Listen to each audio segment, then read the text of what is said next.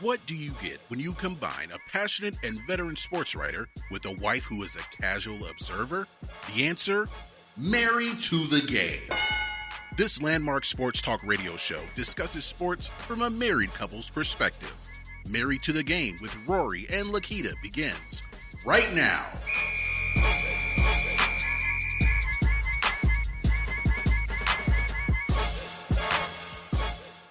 What's going on, good peoples? My name is Rory Sharrock. And I'm Lakita Sharrock. And this is the season finale of Married to the Game. So long, farewell, I'll be just saying goodnight. I hate to go and leave this pretty sight.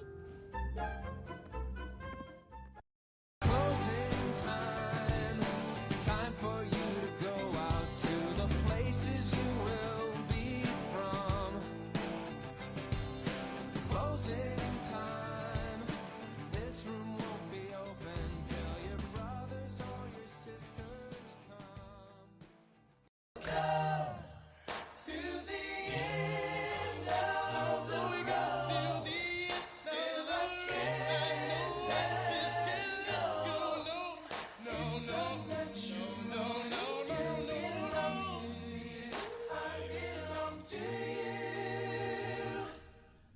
Now, those songs fit perfectly, don't you think? Yes, they do. Those were my picks, might I add. So you're adding program director Yes, sir. under all the many titles that you wear. I know. Slash this, slash that. I'm stepping it up. Stepping it up. I like that. Thank you guys so much for hanging in there with us from day one back in January. We have come, like the song says, a mighty long way. A mighty long way. And I think I'm like a sports, like, No. not novice, but like amateur. Like, You graduated from kindergarten to first grade. You know, like they have those kindergarten graduations. just first grade. Yeah, you still in the first grade level.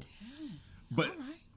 the fans appreciate that, and we thank them, and thank you so much. I love the love. From the bottom of our heart. We really do appreciate that.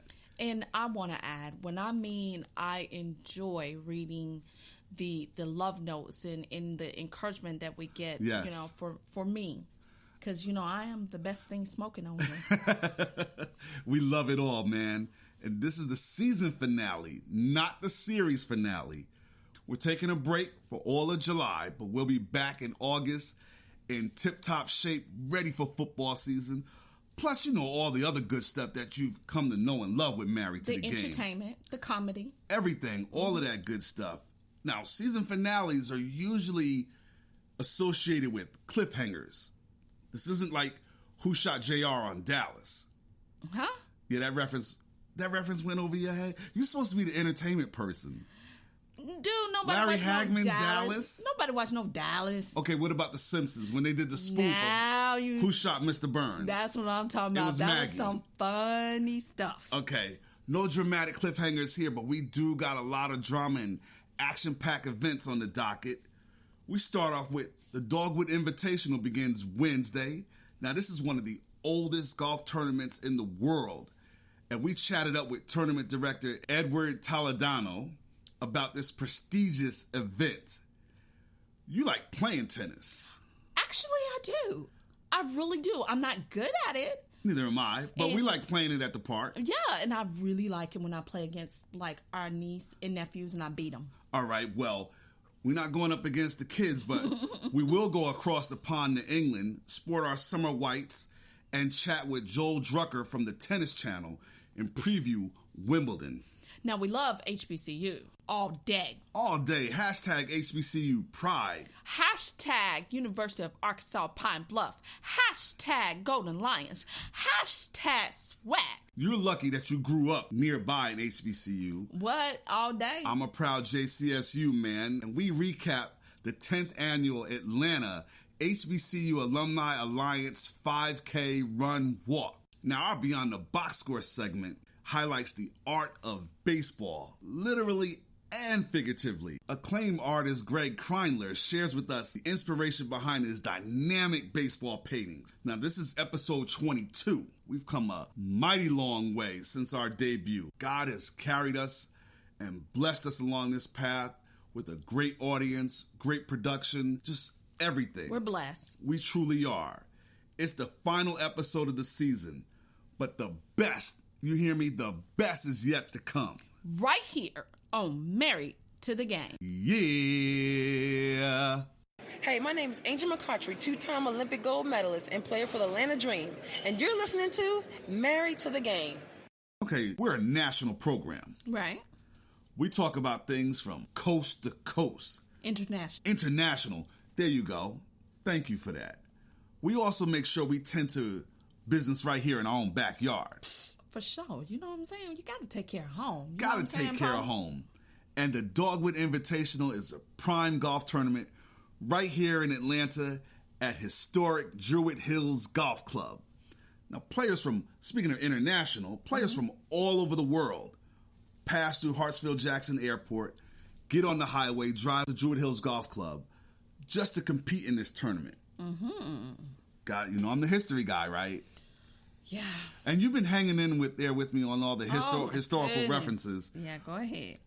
First tournament played back in 1941. Like now the old folks said, you wasn't even thought of back then. Lots of heavyweights have played here before turning pro because it's an amateur event. Webb Simpson, Dustin Johnson, Matt Kutcher. You're kind of looking at me like a deer in the headlights.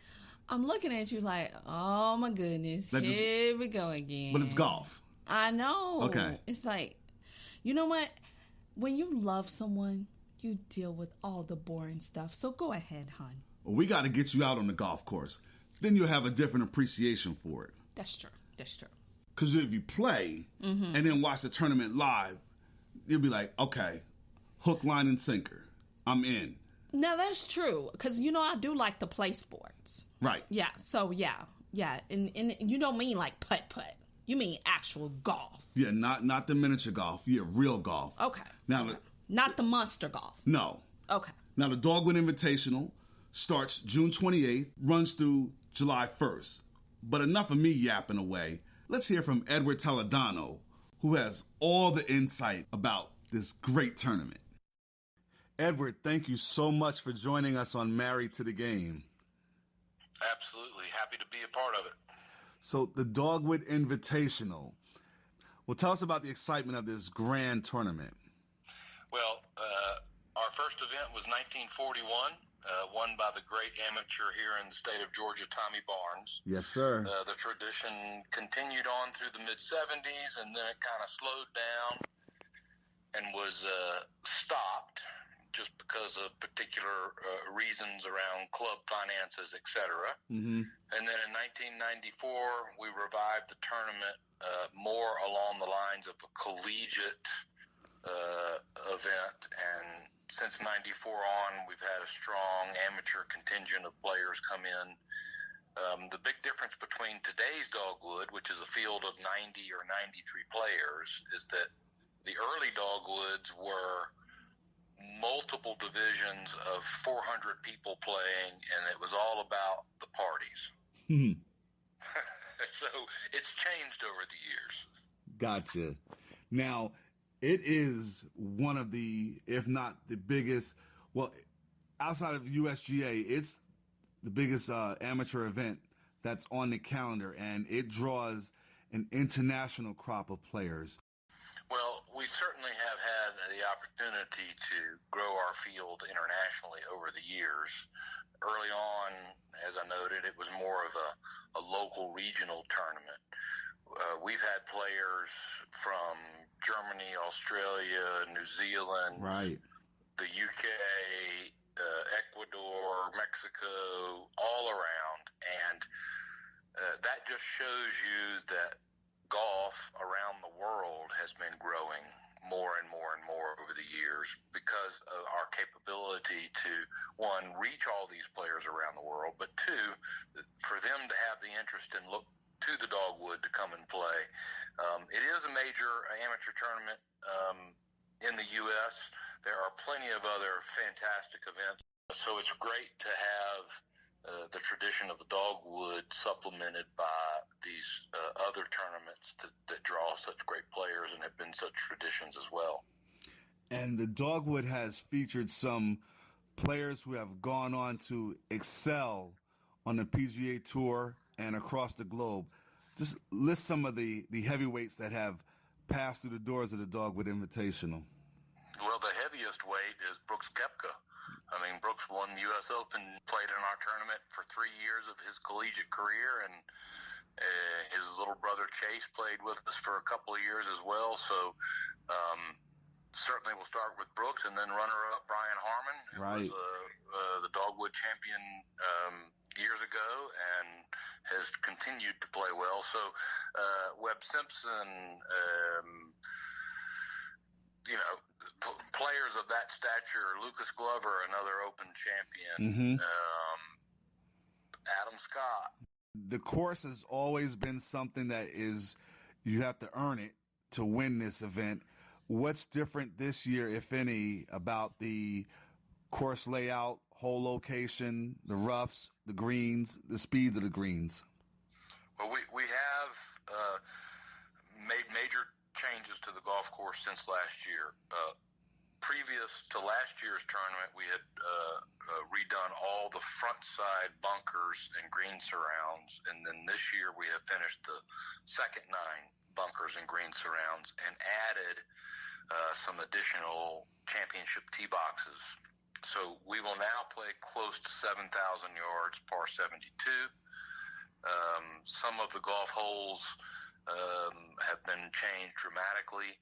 Bill Bergen is our golf course architect with Bergen Golf Design, and he has just done a tremendous job for us. And so the golfers are going to see a totally different golf course from the perspective of distance as well as green surrounds. So the 17 under that Charles Huntzinger shot last year could well not happen this year. Right. We've got some additional length that adds second shot premiums, and that's where we're going to see the difference.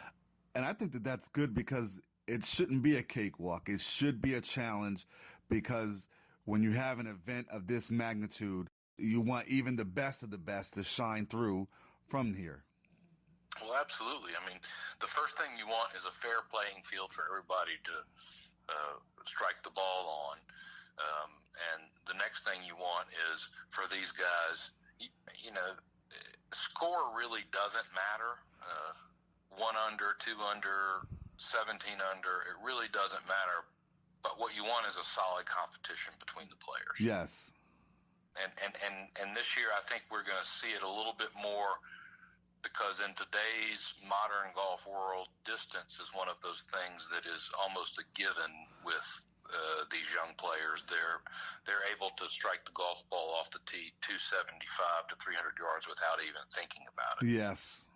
So again, our renovation of bunkers and green surrounds sort of addresses that new golf mentality of bomb it and try to get it, somewhere down there where all you got to do is flick it. But if you got to flick it over things that are challenging, or a green surround that makes you think a little differently, maybe that adds a little flavor.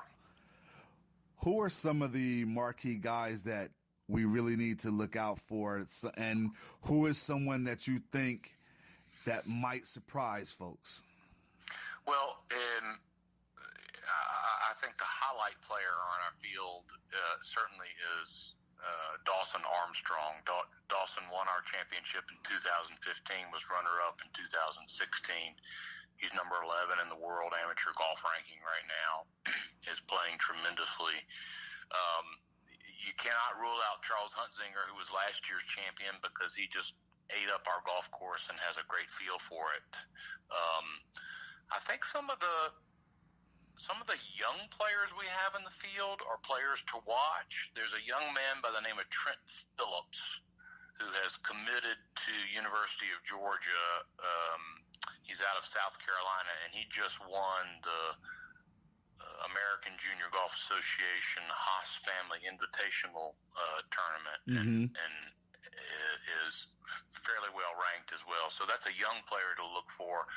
Davis Shore, who is going to be going to Alabama, is another young player to look out for. Luke Snyderjen's at Georgia Tech. I mean, he's played this golf course 100,000 times, it seems.